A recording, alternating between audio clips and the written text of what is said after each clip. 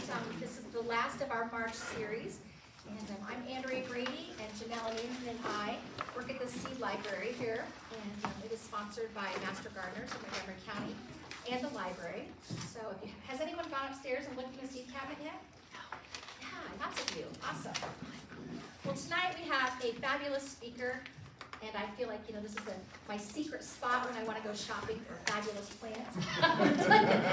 In fact, he brought cards, and I was like, oh, I try not to tell anyone except my friends, and then I blindfold him and say, and I didn't tell anyone where we are going.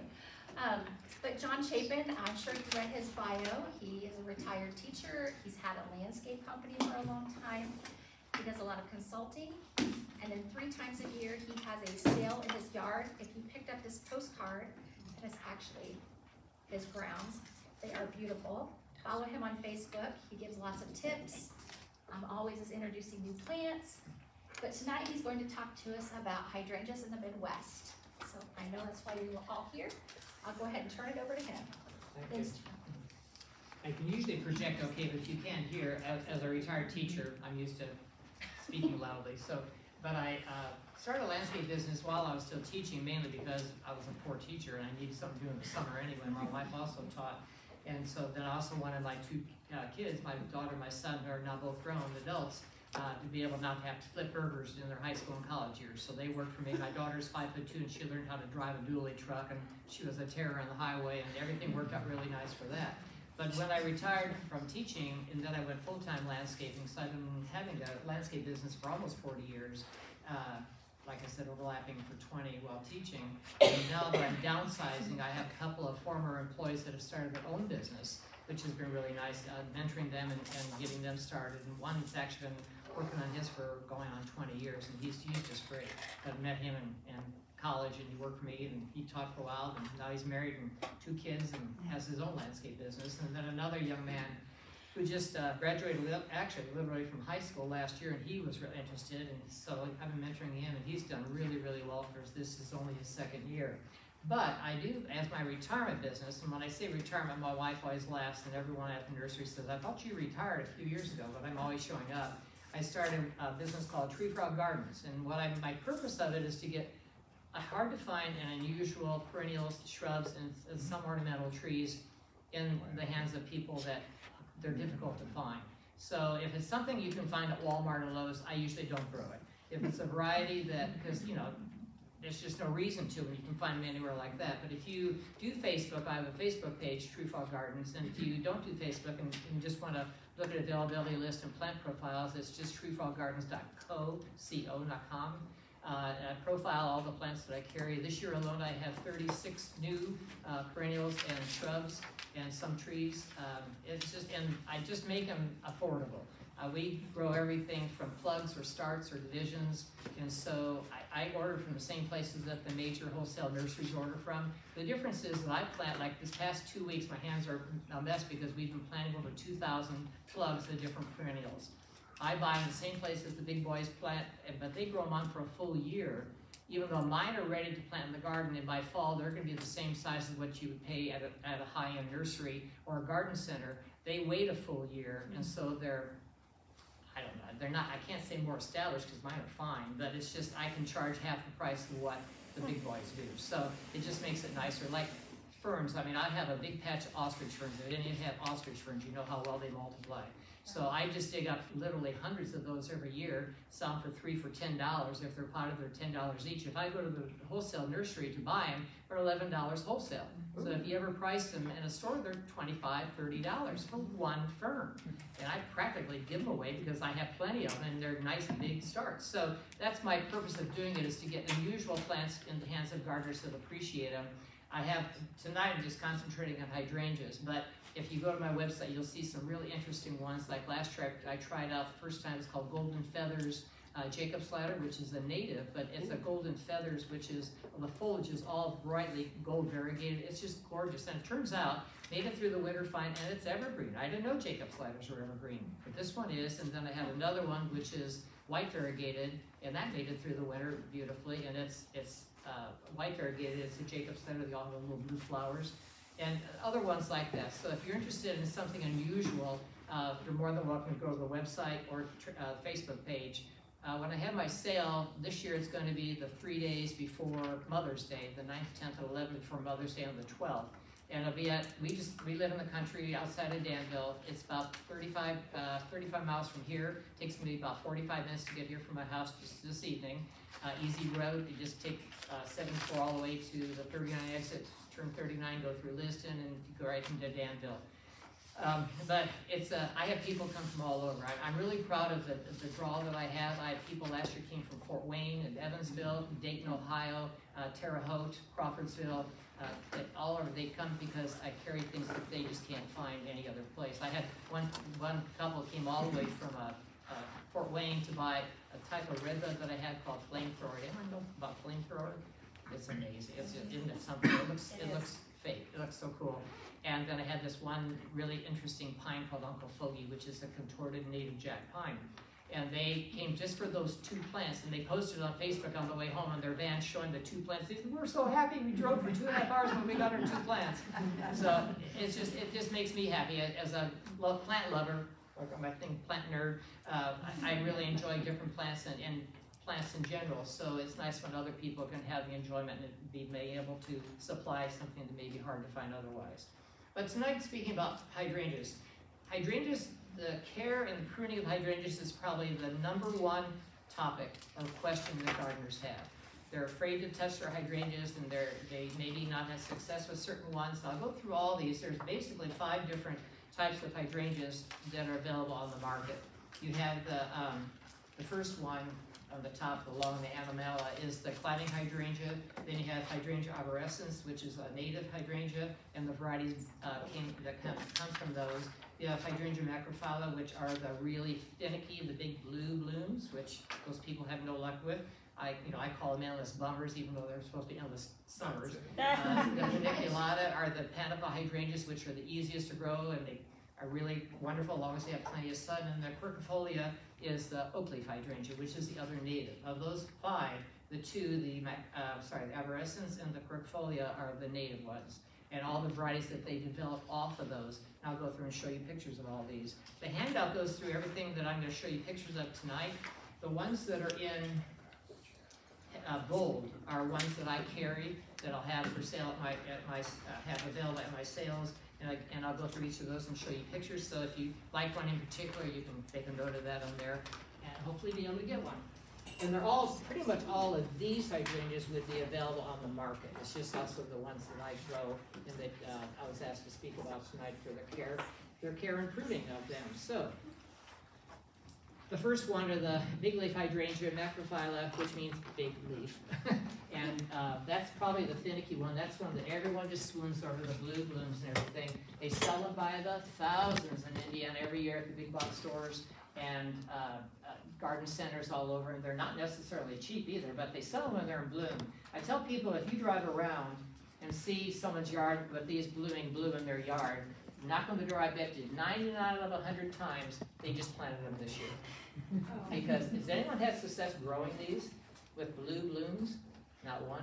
You have? I dug 2 out, and they're going to the dump tomorrow. Yeah, they're so disappointing. They're so pretty, and I went to Costco the other day for a ham, and they have beautiful ones there and everything. But I'll show you a trick. If you like these, I'll show you a trick in just a minute about how you can have these in your gardens. Okay, and they'll bloom beautifully for you. And this is the Endless Summer? These are the Endless Summer series. There are other varieties, but they're basically like the florist hydrangeas, blue. Our soil is alkaline, so we get pink. They have to have acid soil, and they're very limited, I shouldn't say very limited, they're very picky about their soil and their climate. They grow beautifully in Michigan, of all places. They grow beautifully in New England, of course. They grow like weeds out there. They grow beautifully in the Northwest and in farther south from here, Tennessee, Georgia, the Carolinas. They're beautiful. But we are not in the sweet spot. We are the death zone for these. Or not death, you get big green bushes, but never any blooms, or very rarely. Yeah.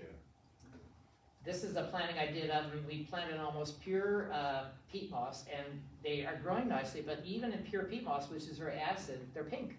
She loves them, she likes pink, but it's just that, it's just not doing well otherwise for getting the blue. They usually die back. The new ones, the Endless Summer varieties, there's old ones called not endless summer, an old variety called Nico Blue, and there's another one, I can't remember the name. They've been around for 80 years. They bloom on only old wood. So if you cut them back, they're not, the new growth coming from the base is not going to bloom this year. This is an endless summer, and so you can see it's got buds from the stems from last year that are coming out. Those will bloom first, and then the new growth from the base will bloom later in the summer. It's called a remonstrant blooming shrub that blooms on old and new growth. That's where you hear people say, I'm afraid to cut them back, so I'm cutting off this year's blooms. It shouldn't be that way with endless summer strains, but I don't know if our season's not long enough or what, but we just don't get the late bloom on these. Look at this one, okay? You want to know how to get those in your yard? They're real easy. All you do is when you buy them, you don't put them in the ground. You keep them in a pot. True story, I wrote an article for our local paper, The Icon in Hendricks County, and I wrote about endless bummers. I had a lady contact me and she said, I gotta tell you a story. My sister lives in Chicago. She tore out all of her endless summers because they never bloomed after the first year. That Mother's Day, she got an endless summer in full bloom from her kids. So she couldn't throw that out. And so she kept it on the porch all summer, and it bloomed beautifully. She put it in the garage that winter. Overwintered in an unheated garage, and that's what it looked like the next year. Oh my gosh. So I've been doing that myself. I have 4 now, and they're just like that. They're beautiful. They bloom. They're already budding out now because I had an unheated garage, and then I keep putting them out on warm days to kind of harden off because they get kind of yellowish in the garage. So they'll start growing. So mine are the shoots coming out about like this from the stems, and you can see flower buds forming, and they are beautiful. I've had mine now. I add one every year. I'm getting tired. I put them in a resin pot, so they're kind of lightweight. And I get kind of tired of carrying them in and out like last time. I put them in again because they got frosty. But you can have those, but you put them in pure peat moss, the composted peat. Those of us that are older, we know that peat moss, we usually have the dry baled peat moss. Not that. That's really hard to get wet. Just the composted peat. It looks like black dirt, and you can get those anywhere. Walmart even carries it. But you can have those if you like the endless summers. There's how you get them. Just put them in a pot, plant them in pure peat after a year. Yes. Did you water it while it was in the unheated I garage? watered it in the fall, drenched it. Of course, it's got a home box that goes out. I think I looked at them. They're in the garage right next to the car. So I checked them in like in January. They get a little dry, so I put some water in. I don't want them to dry out completely. They can be basically drier, not damp. And then I started watering again in late February when it was warm enough. And then I started putting them outside. If you don't put them out, you get the long, spindly yellow shoots, and you don't want that. Harden them off. But it's gorgeous. It really works. This is what mine looked like in a pot in the fall. I cut them back to about 8 inches, and that was what I took last fall, and now they're all coming out. So that's the big leaf hydrangea. That's the only way. Now, occasionally you'll see someone that's getting beautiful blooms on their hydrangeas. I don't know how they do it. They must have a sweet spot in their yard, but I saw one last year growing in a gravel bed, and it was in full bloom, and I know it had been there for at least a couple of years. I don't know how they did it. They must have a super green thumb, but I can't get them to grow otherwise. The arborescens, or smooth hydrangea, is based on our native wild hydrangea. If you go hiking in Turkey Run or Shades or any in the woods around here, you'll see these blooming in June. They're our native arborescens, smooth leaf hydrangea. They're called smooth leaf or smooth hydrangea, and that's where you get. This one is Snow Hill, but I'll tell you the story of this one and this one here, which is Annabelle, which everyone in their grandma and grandpa always grew up with Annabelles, right? Annabelle is an interesting story. I should have enough time. And by the way, keep asking questions as they come up, as some people you may forget otherwise. About in the late 1800s, 1890s, there was in the town of Anna, Illinois, there were 2 sisters or cousins, I can't remember which, who would like to ride their bikes through the woods. And they were riding their bikes through the woods in one June and saw a smoothleaf hydrangea, which remember usually looks like that, But this one looked like this. It was just grown by itself. It was just a natural nature sport of the wild hydrangea. They dug it up, took it home, grew it, and if you ever had these, you know they send out suckers and you can get all kinds of interesting starts from them. Pretty soon, the town of Anna, Illinois was just, everyone had this because it was such a neat plant. And then it just was disappeared to knowledge. That's before the internet, before anything else, so no one else knew about them. Champaign, Illinois, their University of Illinois, which is their Purdue, I believe, their land-grant college, in Urbana, Illinois, the campus there in Champaign, Urbana, there was a horticulturist who was visiting a relative in Anna, Illinois, in Anna, the town of Anna. And he, you know, like most plant people, he said, oh my gosh, look at that beautiful, those shrubs, everyone's got them in their yard, what's going on? So he tracked down, this was 50 years, I don't even know if the two girls, this was in the 50s, he tracked down where they came from. I don't know if the two girls were still alive or not, but he found out this story about the two girls from riding their bikes in the woods 50 years earlier. So he got permission to get a few starts, and he took them back and propagated. Now this is before, like today we have tissue culture and all, you can get thousands of plants in a year. Back then it was all stem cuttings and tissue, so it took years to get this developed. But he finally was able to offer this to Burpees or some company, and they propagated it, and so from the 50s on, you've been able to buy Annabelle hydrangeas. It's kind of a story. The only thing about Annabelle is that Annabelles tend, if you have one, they tend to flop, kind of like the double peonies. When heavy rain, they're all flopped to the ground. So for years and years and years, for 50, 60 years, we had Annabelles that flopped. Then they came up with proven winners. I'm sure you've heard of proven winners. Came up with a variety called Incredible. They were bred for stiff stems that don't flop in rainy, inclement weather. So Incredible is a great one, and then they look just like Annabelles, except they're more upright. I had a lady send me a picture after I wrote this article. This is her Incredible after the rain today. This is Central Indian Garden Exchange, is a good group out of Plainfield, but you can join that if you do Facebook. And that was her Incredibles after the rain today in Kokomo. And so some flop, but nothing like what Annabelles would look like after a rainstorm. So they do work. That's a great plant. Then out of Incredible, they've developed all these other varieties that are based on the arborescens, the smooth hydrangea. One of these is Wee White, which is just like a miniature Annabelle or miniature Incredible. They do turn a little bit of pink tint to it, but if you look on your handout, I've got the height. Wee White only gets to like 2.5 feet at the most, and that's a great one. This one, Invincible Spirit, too. I'll tell you why it's two in just a second. Invincible Spirit was the first pink smooth hydrangea. It came out about 20 years ago, or a little over 20 years ago, and they call it Invincible Spirit because for every plant sold all these years, $1 goes to breast cancer research. And they've raised literally millions of dollars for that. But the first Invincible Spirit tended to flop. It didn't have as strong stems again. So they came out with this one probably about 10 years ago. It's called Invincible Spirit 2. Blooms beautifully, like in pink. And if you look close, you can see smaller blooms developing in between. So it blooms for a long time, in June into July. When they fade, they don't turn brown. They turn kind of a greenish pink or mauve. Not unattractive, but if you want to get even more bloom, if you have the patience, just go ahead and snip all the old blooms off.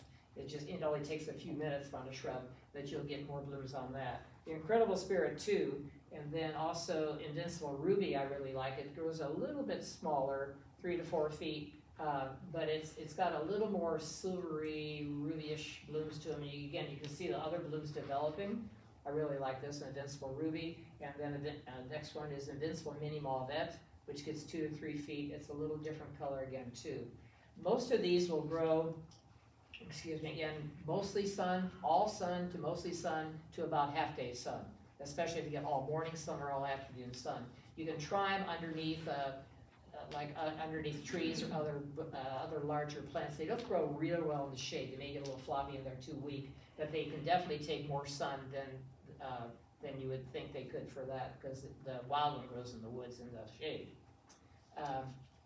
They took Incredible and they got a pink out of that called Incredible Blush, which again is really nice. It gets bigger, 4 to 5 feet, but it has that nice pink color to it too, which is a very nice addition to the gardens. Then there's this one. It's called, at first I thought this was Hans Solo, but it's Hans Halo. In fact, I even had one handout, I had written it wrong, but I looked closer and it's Hans Halo. You may have heard of the Mount Cuba Center in Pennsylvania. They do all kinds of plant trials, and this was the most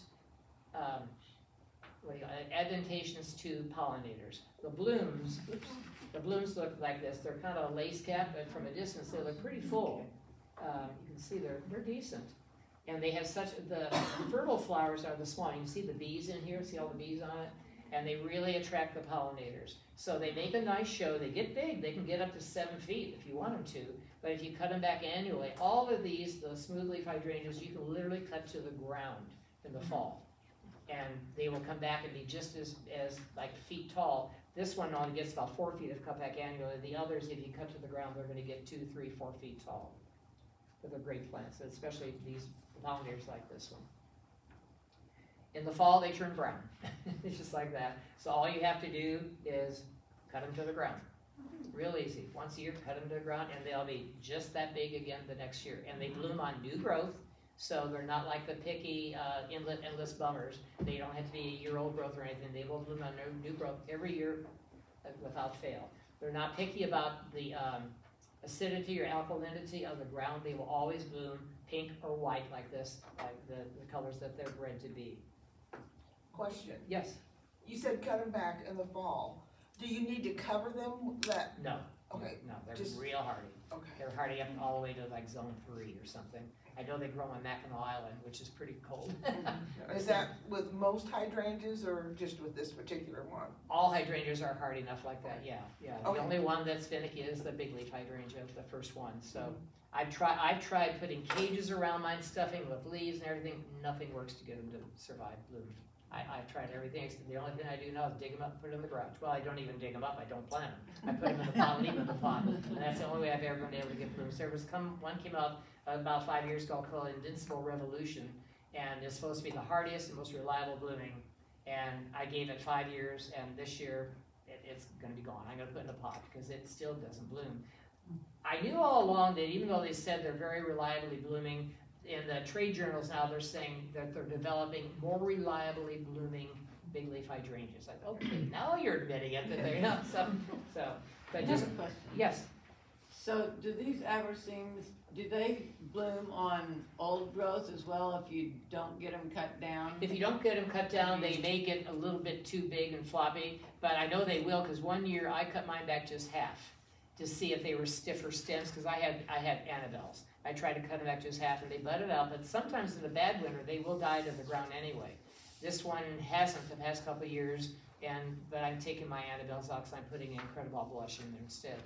Because the Annabelles are really pretty, they're nice, but then the first big rain we have, they're all flopping on the ground, and they don't stand up again. So, yeah.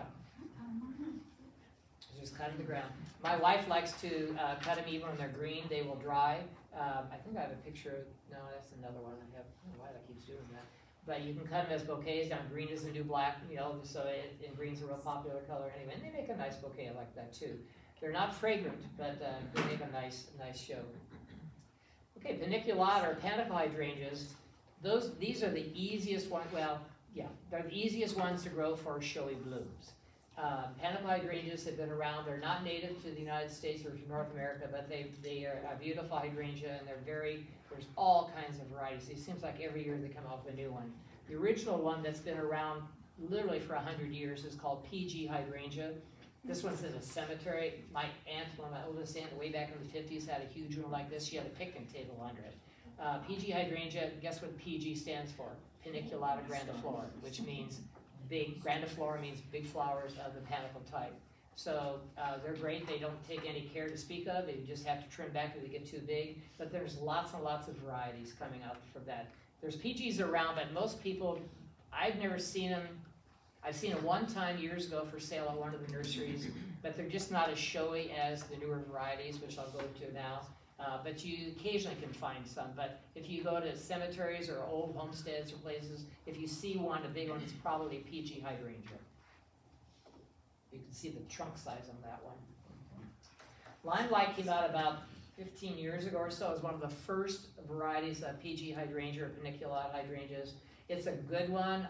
It's not my favorite because they start kind of lime green and they get pretty big. They can get 9 feet tall. The Art Museum in Indianapolis on 38th Street has some against a wall, and they're every bit 9 feet tall. They don't have to be cut back. If you want to manage the size, you can cut them back in the fall. They bloom on new growth every year, or the old growth that sends out new shoots. It doesn't have to be cut back to get the new growth. Limelight's a good one, not my favorite because there's so many other colorful ones. If you don't have room for a 9-foot hydrangea, you can use little lime, which is like here. Little lime gets 3 to 5 feet, but if you cut them back every year, they only get to 3 feet. Or a nicer one, improvement, is little lime punch.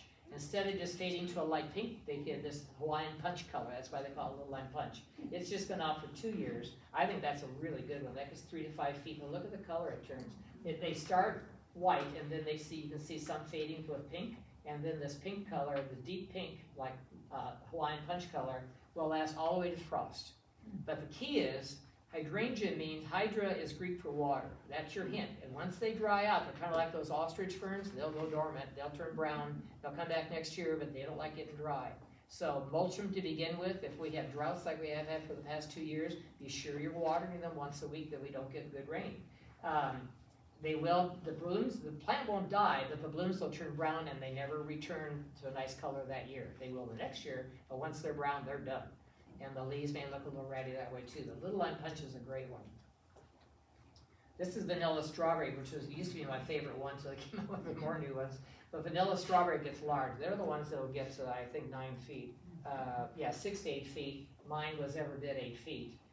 You can cut them back hard every year, but they grow rapidly. They'll get back to 5 feet even if you cut them to the ground. But I love the way it grows with the white. They all start white, and they all turn various shades of pink, or deeper pink. Vanilla strawberry is good. If you haven't got room for a vanilla strawberry, you can get strawberry sundae, which only gets 3 to 5 feet. And it's very similar to that, except it's like a dwarf form of vanilla strawberry. My very favorite for a big one is Firelight. I think it's just great. Firelight will get 6 to 8 feet tall. They get really dense blooms all the way to the ground, and they get a really good color after starting out white. But if you don't have room for 6 to 8 foot ones, they have Firelight Tidbit, which only gets to 2 to 3 feet. So they listen to the consumer, big, little, everything in between. So Firelight Tidbit's a great one. In my gardens, I've got a Firelight, which I cut back just a little, so it's like 6 feet tall. Right next to it, I have a Firelight Tidbit, so visitors to the garden can see the difference in the growth. And Firelight Tidbit's just as pretty, but it's just a cute little bush instead of a great big thing. Then there's the Quickfires. Quickfire, this is the original Quickfire that's been around for probably 30 years. I know I used it when I first started landscaping ages ago.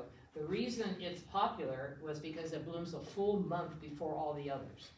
So that's why it's called Quickfire. It blooms beautifully. It starts blooming in the 1st of June, whereas the others don't usually start showing buds until the last half of June, like the 3rd or 4th week of June. They all last all summer. If they're kept watered, they'll look great.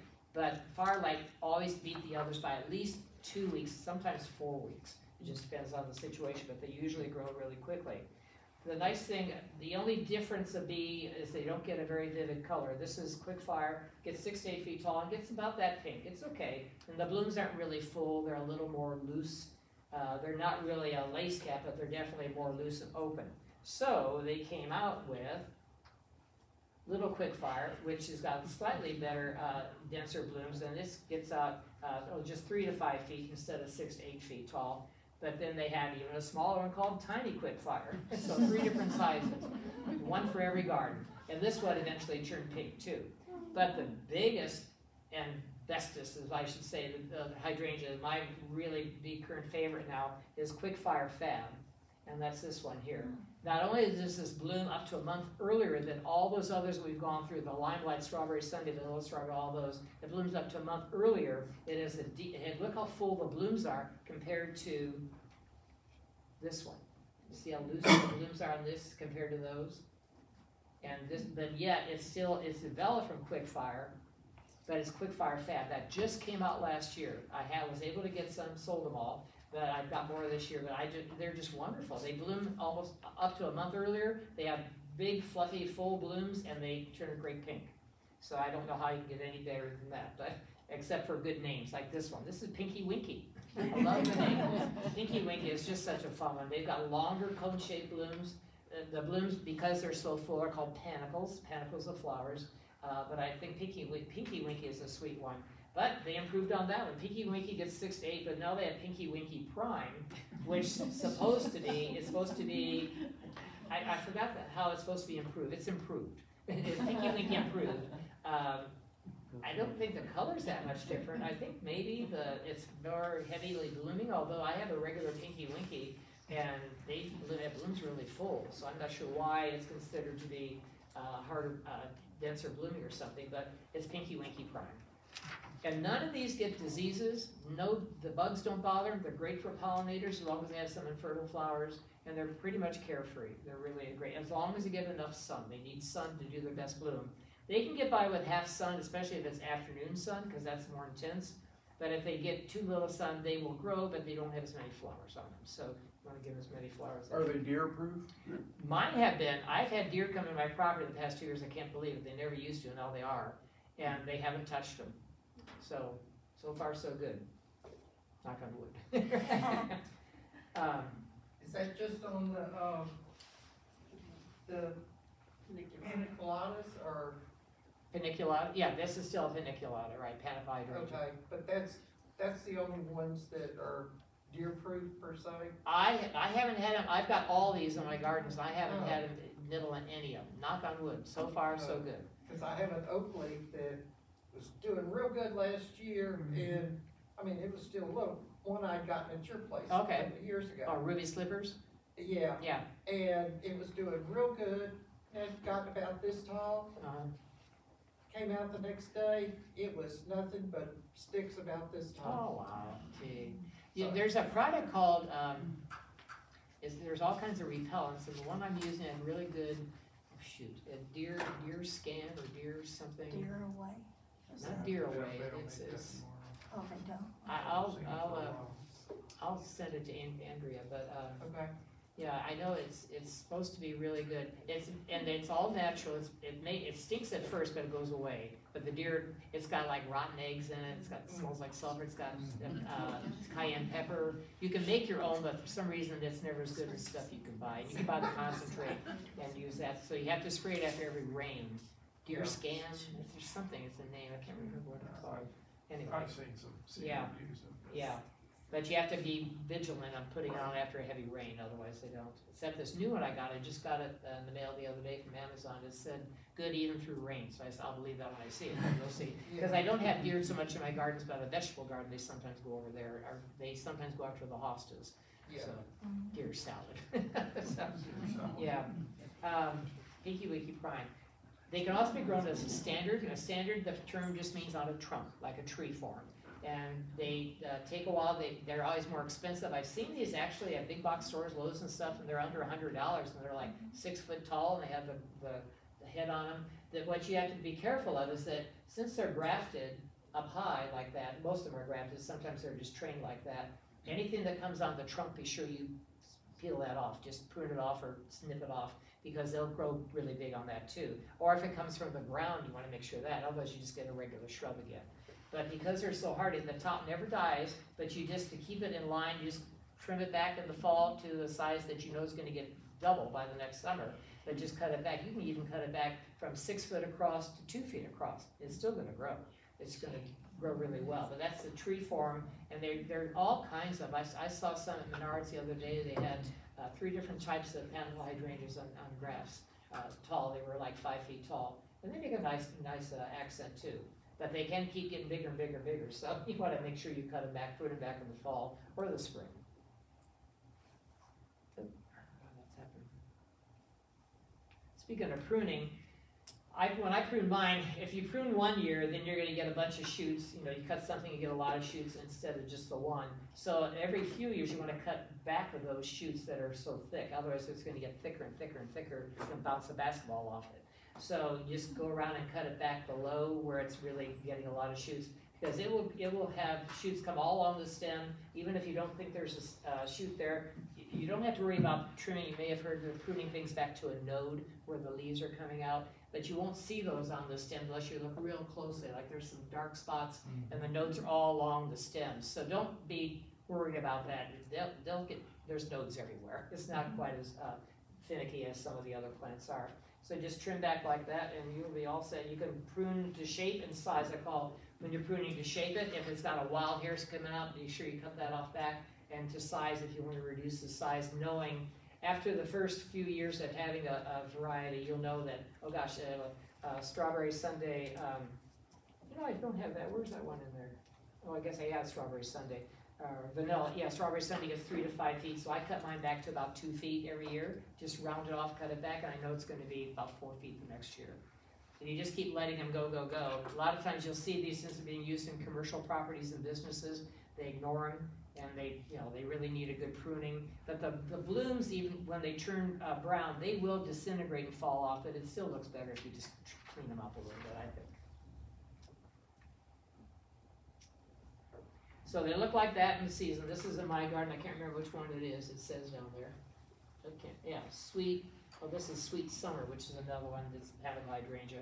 And it had all these blooms, and so when I'm done pruning it, it looks like that. You just start big and cut it back, and that was probably 4 feet, and now it's back to about 1.5 feet. And at base, I just took shears and just head shears and just cut them all back. The bigger ones like this one here, you can cut back with pruners, and they get thick enough stems that they'd be hard to cut back with shears. But otherwise, you just cut it with shears and cut it back real easy. Can you cut those kinds clear to the ground too? You can if you want to rejuvenate. I call it rejuvenation printing. If it gets so woody and so much that it looks too thick and it just looks awkward, just cut it to the ground. You'll get at least 4 or 5 shoots coming from the roots. That works also well with things like dwarf lilacs, forsythias, viburnums, almost all those shrubs that bloom in the spring. You can literally cut to the ground as soon as they're done blooming. Burning bushes, you can, of course, burning bushes you want to cut out completely, but anymore. But blooming shrubs, spireas, you can cut to the ground. I cut my spireas to the ground every year, and by June they're 2 feet tall and blooming because they bloom on new growth. The root system is going to be intact, and that's going to send out all kinds of shoots for you. And they're usually, if you've got a bush that's kind of lopsided because it's been something was shading on one side, if you cut it to the ground, it's going to come up be perfectly round again, which is nice too. Get a fresh start, called rejuvenation pruning. So do you prune like in the fall or early spring? You can. In general, if a shrub blooms in the spring, like dwarf lilacs, forsythias, things like that, you want to bloom it as soon as they're done blooming you want to prune it as soon as they're done blooming in the spring. Because if you prune it in the fall, you're not going to get any bloom the next year. I did a planting for a lady once, and she loved dwarf lilacs, and I put 3 or 4 of them on one side of her house. In the first few years, if I'd see her somewhere, she'd say, "Oh, my lilacs are beautiful this spring, I love them." And then one spring she called me and she said, "None of my lilacs bloomed this year." And that's my first question: "When did you prune them?" She said, "Oh, I had my handyman prune them last fall."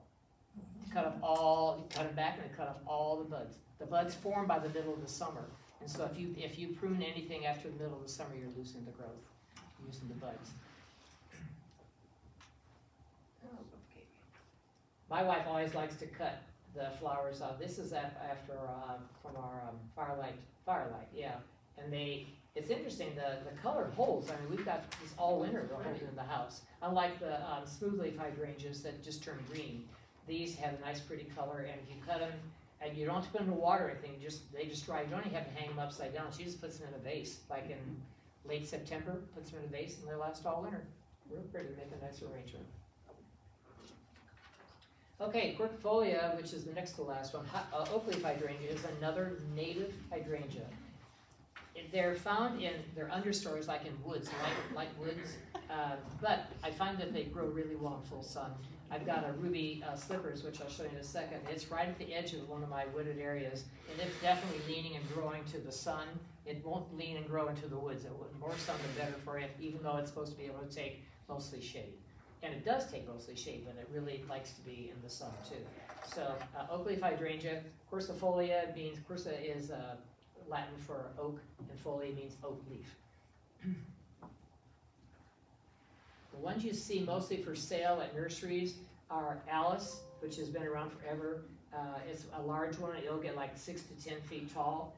And oak leaf hydrangeas bloom on old wood. So if you prune it right after blooming, you're fine because it's going to get growth and then that'll bloom next year. But if you prune it later in the year, then you're going to lose the blooms. At least the ones you cut back. So if you have a wild hair, just cut it off. It's not going to do too much on it, but otherwise it's going to bloom nicely on the wood that's been there for a year.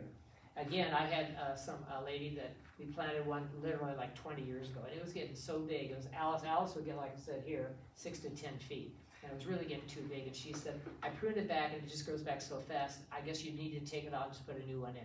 And yeah, we just rejuvenate pruning. We cut it to the ground. She about had a heart attack. You killed it.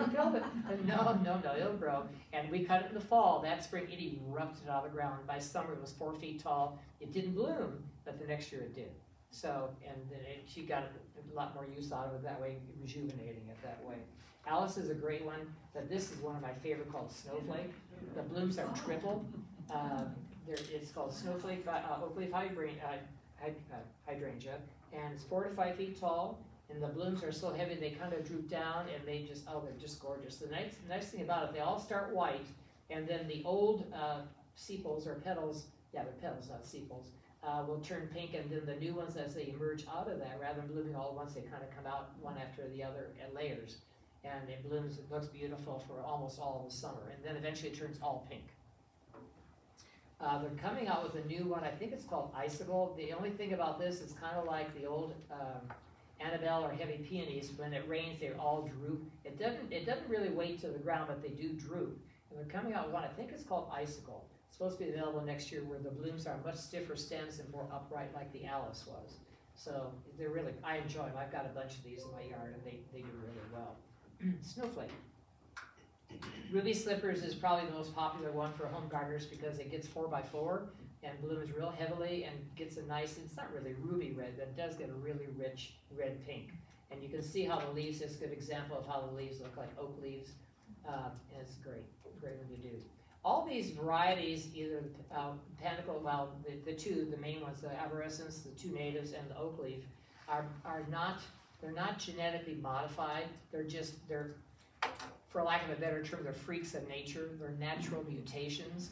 You'll have at a nursery, you'll have thousands of Annabelle hydrangeas originally, and one stands out after rain. They're all floppy except one. And the nursery then say, oh, look at that, a stronger leaf, a stronger stem one. They'll take that one and propagate it and get thousands of them. Same thing with the oak leaf hydrangea. You'll have a nursery of thousands, because these big nurseries grown by the thousands, after they what do you call grind them up, what did I say, cell culture, right? Tissue culture, tissue culture. After they have them out, they line them out in the fields to grow before they're sizable enough to sell, and one may just show some weird characteristic, and they watch that one, and if it's something that's stable and doesn't revert to something else, then they'll propagate it. So they're not, I mean, it's just like breeding dogs. I mean, none of the dogs have been genetically modified. They do have a fluorescent peony. Have you heard about that one? Not peony, petunia. Have you heard about it? It's luminescence. Yeah, it's coming out this year. It's called Firefly. They've taken a gene. This is actually genetically modified. They took a gene from a type of mushroom that glows in the dark. And they don't have to eat it to glow in the dark. It's just that it glows in the dark, and they spliced it into the petunia, plain white petunia, and actually glows a light green at night. And you don't have to disturb it. It's not like some the stuff in water where you disturb it. It just glows naturally. And it's called Firefly. There's Firelight. There's 50,000 of them released this year. I don't know where we'll ever see them. Well, eventually we'll see them for sale, but someone's snapping them up, so maybe you'll see one that's called Firefly. Looks like a white petunia during the day, and it has a very low, the picture I saw was a woman holding one up to her face, and her face was actually lit up green.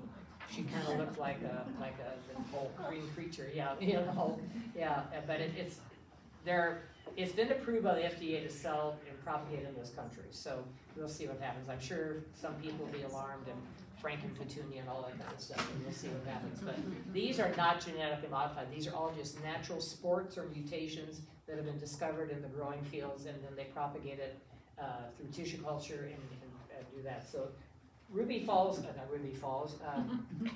Slippers. Ruby Slippers has been around for quite a few years now, and it grows nicely, but it has a nice 4 by 4, and the blooms all the way to the ground, where some of like Alice usually has it more to the top. It's a great one. The nice thing about these two is they have beautiful fall color. They may be crimson, they may be purple, they may be purple and crimson, they may be gold. It kind of depends on climatic conditions as far as shade, sun, moisture, and but they all turn beautiful colors. And then of course they drop their leaves. But it's a great one to have as a 3-season interest. The last one, oh, and then you prune those, remember, prune to shape or reduce size, blooms on second year growth, so you have to be careful on that. John, Yes, question, okay, on the, oak leaf hydrangeas, you were talking about they did, tissue cultures on them. uh-huh. You can take just a regular cutting. Oh, yeah, you can take cuttings too, Yeah. but to get thousands at it in a season, they have the tissue culture, and they basically Yeah, make a right, green right. slurry and put them in petri dishes. and Yeah, grow yeah, them. I'm- Yeah, I've it's seen fine. that done. Yeah, homeowners can do that, I can't, I had to sign by proven winners, I had to sign an agreement in order to sell proven winners, Yeah. that not only will I put them in branded pots that say proven winners on it, with a tag that says proven winners on it, my penalty, I can be inspected at any time at my property, and I did get once that happen. And for every infraction, if they find one pot of proven winners that is not in a branded pot with a label on it, it's $5,000 per infraction. And I just signed that release. I actually had someone, I've been growing these for probably 7 years now, 6 or 7. And about 3 years ago, I had a knock on the door in the spring about this time of the year, and I answered the door, and it didn't look like a Jehovah's Witness, and didn't look like a church. And I said, yeah, can I help you? And it was this what do you call it, hipster looking guy. He had the tight jeans and green tennis shoes and everything. I said, can I help you? He said, yeah, I'm from Proven Winners. I said, finally, and he kind of went like this. I said, I've been selling Proven Winners for 3 years now, and I'm finally getting inspected. Well, I was doing everything legal, it was all fine. Right. But it was just, and he flew in from out west somewhere. They fly him, they dropped him, he started in Indianapolis. He spends like 3 weeks going all around Indianapolis, all the nurseries and garden centers, inspecting to make sure that they're with him. Oh, man. Yeah, it's really interesting. I came through with flying colors, but he said, I've never had someone happy to see me before. I know it's good that way. An interesting thing on that too, I went to a webinar or seminar from one of the nurseries in Indianapolis, and they carry Proven Winners, and they license, they're also a breeder. Now I get plugs and small plants and grow on, but I don't propagate, and it's illegal for me to propagate too.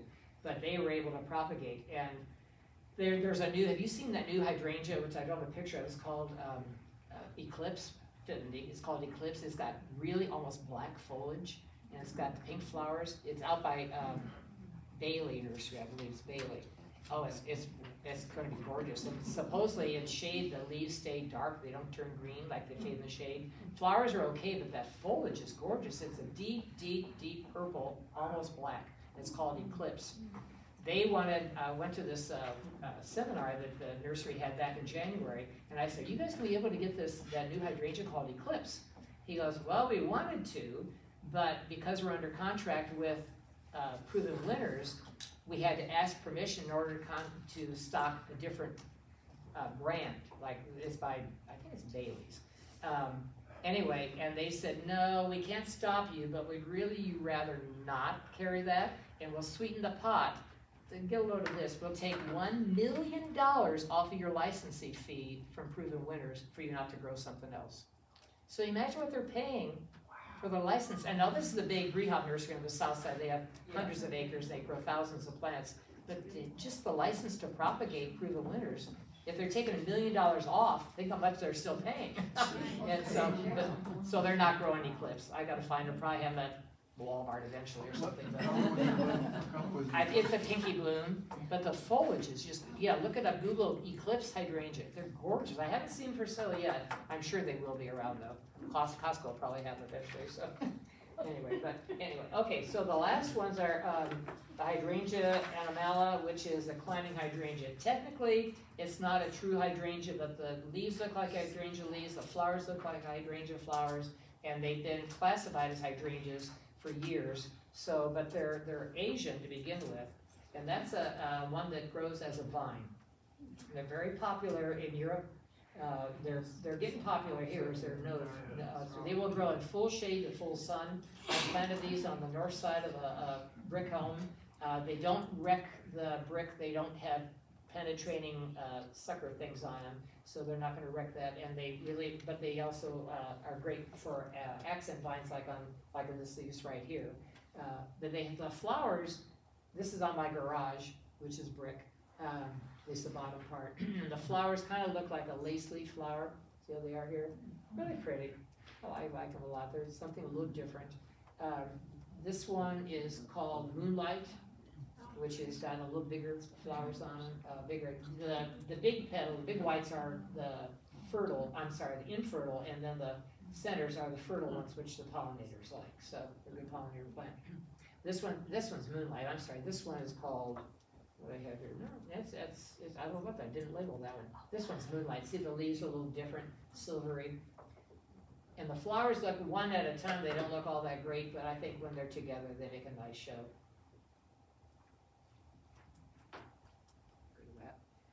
Moonlight. This is Rose Sensation, which has a little pink to the flowers too, to the petal, the infertile flowers. I mean the fertile flowers, fertile leaves, blooms. And then they also have this exfoliating bark, which get like almost like a birch tree. This is growing up a fence giving support, even though they will stick to the wood and other things there. This situation, they had some wire around it that they went through, but the bark makes it interesting in the evening, or during the winter rather. I like them, like they use them mostly in Europe, is growing up trees, which I think is really nice. They don't hurt the trees at all, and they will get up. What did I say here? I think they get probably, I know they get to like 30, 40 feet tall. They don't die back to the ground, but then they make a nice show and they bloom and they really brighten up a dark area. Great like that. And then this next picture, Martha Stewart says it's a good thing. Okay, she's planting hers next to the tree too. They're very slow to start. They may take 2 years before they start growing more than maybe a foot a year. But once they take off, they'll grow 3-4 feet a year up. And they're easy to trim if you don't want them. My garage has wood on the top, second floor, brick on the bottom. So I've got always about twice a year I'll get up a step ladder, and low ladder, and trim where they're starting to go into the wood, because I'm sure they are very good for sticking in the wood there. That's a great one. Hydrangea feeding, you plant these, you feed these before the bud break. 10-10-10 is always fine to use on any of these hydrangeas. I really like to use Hollytone. Anyone familiar with Hollytone? It's a great one. You can get it most places. It's an organic, slow release fertilizer that's really good for acid-loving plants like hydrangeas, hollies, Hollytone, rhododendrons, PGM rhododendrons, dogwoods, redbuds. It's a little more expensive, but you don't need a whole lot, and it's a very slow release. If you get it on sale, you can save. I know Walmart even carries it in the spring. What's it called? It's called Hollytone. I've got it written here too. Hollytone. It's a great one. It's by Epsom. No, it's not Epsom. But anyway, Hollytone is a great one. I use it on almost everything because it's a really good one to do. Is that feeding for any of these groups of hydrangeas? Yes, it's good for any, but you can also use 10-10-10, 12-12-12, go to Rural King or any of those places. It's just if you want to use a more balanced fertilizer, because Hollytone has like composted chicken manure and everything. You know, we got it on sale last year. They had it at Costco. We bought everything we could get because it was really cheap. And our car smelled like a chicken coop for about 2 weeks. It's not that bitter, but it definitely smelled like a barn. So, but it was good stuff. I was able to use it on everything that way. Any questions about any of these before I finish up? Anybody? Any other questions? I have a quick question. When you cut the blooms back, how far do you go? Like when I said deadheading the blooms? Yep. Yeah, the bloom will come out, there'll be little 2 leaves on the stem below, I usually cut it to the leaves. But also if one's longer than the other, I'll cut it back to what's called a node, where the leaves are coming out of the stems. All these are opposite leaves, so they're just gonna be a stem with leaf on each side. So you just cut it back to where the leaves are coming out, because that little stubby leaf is just gonna turn brown. Okay, thank you. Any other questions? Tonight I brought 2 things. I didn't know how many people would be here, and if you'd like to come to my sale, I've got the card there with the date. I don't have the date on it, but the date's the 3 days for Mother's Day. And you can also check online at my website or my Facebook page. But I brought 2 plants that I think are really great plants. Everyone likes hummingbirds, and everyone likes vines that bloom all summer. This is a native. It's a variety of it's a native, natural variety of our native coral honeysuckle. They are not invasive. They are no problem at all. This is called Major Wheeler. It's been around for about 30 years, and it looks like that all summer. And it grows like a weed. If you got one plant, I've got in little gallon pots, it'll grow 8 to 9 feet just this first year. I had a guy come 2 years ago in the spring sale in April. He had a chain link fence around his pool in the backyard, and he wanted privacy. I said, well, you could probably plant just one per 8-foot section, it should cover pretty good. When he came that fall to the fall sale, he said, my wife thanks you, I thank you. They covered it in one season, they're completely covered, and they bloom like this all summer, and that's full sun. They bloom like this all summer, and we've never had so many hummingbirds in our life at our place. Because, and the weird thing, it's a honeysuckle, but it has absolutely no fragrance at all. There's not any smell at all to it, which is, you know, the wild invasive hall honeysuckle smells wonderful, and that's a nasty thing to have around. So anyway, but this is Major Weaver. And then I also brought the one, I just had a dozen of them to bring, but I have Invincible Spirits too. That's another good one, Hydrangeas, I have those. I'll have all, the ones on here that are in bold, I think I told you, I'll have all those at my sale this summer and more coming later in the season too. I should have all these in stock for the sale. And you should be able to find these at most places, garden centers and things too. Yeah, because all these varieties have been out. Quickfire Fab just came out last year. That's my very favorite one, and that just came out last year. So any decent nurseries. I know here, you guys are fairly close to Terre Haute, aren't you? No? Oh, that far? Yeah. I'm not sure, but you must have some big garden center around here, though, don't you? We got Home Depot. Well, we have, Yeah. we have Pro Green, and we have Davidson. Oh, Davidson's, yeah, I've heard of Davidson. I've never been, that's good. And they should carry most of these, so they're easy there. I just have smaller plants that are gonna be the big like there. If you go to most nurseries, any of these hydrangeas in a 3-gallon pot are gonna be anywhere from $40 to $60. I have them in smaller pots for $15. So I had a lady from, you probably heard of Noblesville, and I had a lady who called me from, or she texted me from Noblesville. She said, a friend of mine came to your sale, and she said, you've got this one hydrangea she wanted for $15. And I said, yeah, and I said, they're not huge, but they're gonna be the big size in 1 year, because they grow real quickly. But they're not little tinies either. They were in 1-gallon pots, and they were nice, and they were blooming size. And she goes, well, I just spent $70 a piece for 3 of them at Allisonville Nursery, which is a great nursery owned by Sullivan stuff. And they were beautiful. She said, but I need 15. And I said, well, I've got plenty if you want to send your son. He bought it. And look at the money she saved for 15 instead of 60. She bought 15 of them. So that's what, almost $800? And this year, they're all the same size. So, you know, that way too. So that's part of my mission of doing that. But I've got these Invincible Spirits. I only have like a dozen here, and I've got probably 24 of these. They're all just $15 if anyone's interested. I think that is it. All right, any other questions? And it can be on other things, gardening too, if you want. I have a lot of experience in different things, yes. So what do you call it, the bummer? Endless bummers? Endless bummers, okay, so we've got a big spot of it. Should I just dig it up? Yeah, you can dig, if they're just now budding out, right? Yeah. They probably won't bloom this year, if they never bloomed before. So, two things, you could wait till fall and cut it back to about a foot, dig it up and put it in a pot and just the black composted peat moss. Yeah. And put it in the garage for the winter. Too late to do it now? You can dig it up and pot it now, but you still won't get blooms this year, but, right. you know, but you can dig it, might as well do it now too, just cut it back, you know, I don't know how big it is, but you get it so. Yeah, I mean, we've dug up some that are literally as big as these tables. People said, it's been here for 20 years now. They were the older Nickel Blue or something like that, but, oh, they're boogers to dig up, too. My gosh, the roots down. It'd take 3 guys with pickaxes to get it out. I'm kind of worried about it. they just keep growing. 20 years or something. Yeah. Well, hydrangeas come up from seed, will they? I've never had a seedling come up of all our hydrangeas, so I don't know. The bigger, the fuller, big white blooms, those are sterile. So like the Haas Halo are not sterile, but I've never had them come up from seed anyway. I've never noticed one. They might, but not my garden. We had a couple of things come up, and we weren't sure if they were hydrangeas, but they look a lot. Give them a year. Like You see what happens, we'll yeah. see what- They grow quickly. Any other questions on anything? Yes? Are you gonna be selling double scoop coneflowers? Double what? Double soup? Double soup? Double scoop. Double scoop? No, I don't have good luck with the doubles. They don't seem to last as long. I do have one this year called Kismet Red, and it's a new line. Kismet is a new line. They are supposed to bloom. Get this, they are supposed to bloom till frost. Now, I have never seen a coneflower bloom more than like maybe 6 weeks in the summer. These are supposed to keep blooming till frost. And Oh, I'm trying mine actually do till that. frost blooms, Yes. and now they last, but they don't keep blooming. Well, Do yours keep blooming? Like I think they in do. like late September, you have fresh blooms. Oh, yeah, I hit on mine. Oh, really? Yeah, mine stop blooming usually in August and then they go to seed. And the blooms last, they fade, but they still last. But I've never seen them bloom that long.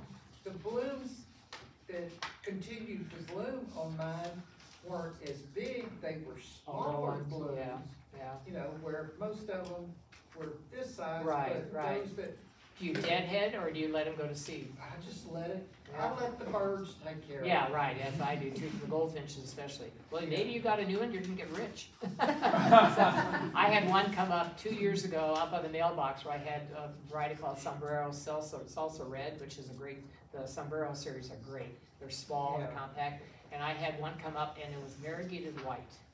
And I thought, I'm rich, and you discover a new plant, you just like the ladies from Annabelle. And so anyway, you know what it was aster yellows. I don't know if you're familiar with aster yellows, but you gotta destroy it. It's a virus that'll kill the plant and spread. So it's in the landfill somewhere, so dig it up. Yeah.